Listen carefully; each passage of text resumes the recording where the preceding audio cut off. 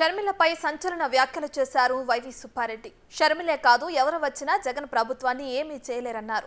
తెలంగాణలో రాజకీయాలు చేసి ఆంధ్ర గురించి మాట్లాడడం విడ్డూరంగా ఉందన్నారు.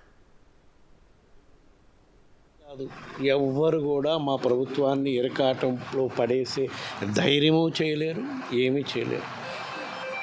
అంటే నేను ఫాలో కాలేదు. షర్మిల గారు ఏమన్నారో నేను పొద్దునాచి ప్రోగ్రాంలో రాష్ట్రంలో రోడ్లు ఎక్కడ వేయలేదు. మీరు రాష్ట్రంలోకి వచ్చింది ఇప్పుడు ఫస్ట్ టైం రాష్ట్రానికి ఇప్పుడు దాకా వచ్చారు.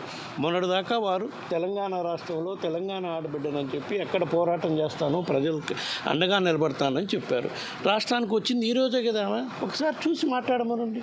రాష్ట్రంలో అభివృద్ధి జరిగిందా లేదా చూసి మాట్లాడండి. ఒక్క రోడ్లు బిల్డింగ్లు వేస్తేనే కాదు అభివృద్ధి.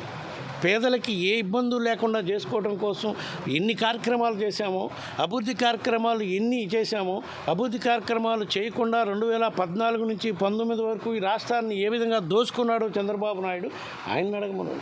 మేము అభివృద్ధి చేశాం, మీరు వస్తే చూపిస్తాం కూడా.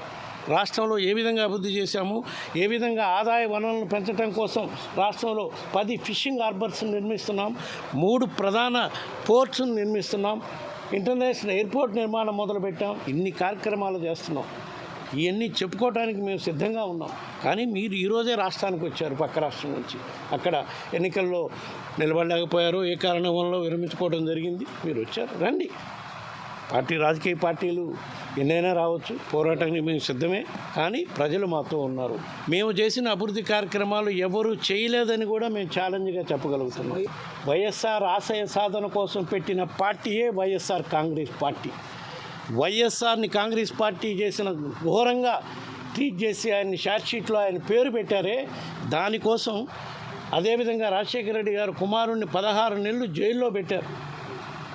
ఆ సేమ్ కాంగ్రెస్ పార్టీ గురించేనా నువ్వు మాట్లాడటం? ఈరోజు వైఎస్ రాజశేఖర రెడ్డి గారి పేరు షార్ట్షీట్లో పెట్టారని చెప్పి ఆ రోజు మన కుటుంబం కోసం 17 మంది ఎమ్మెల్యేలు రాజీనామా చేశారు.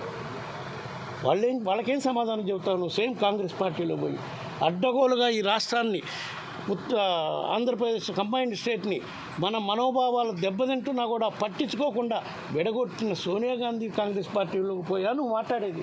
ఒక్కసారి ఎన్ని ఆలోచించుకోవాలని ఆమెకు షర్మిలమ్మ గారికి కూడా నేను కోరుతాను. బీజేపీకి వైఎస్ఆర్ కాంగ్రెస్ పార్టీ ఎప్పుడు తొప్పుడుగా మారే ఇదే లేదు.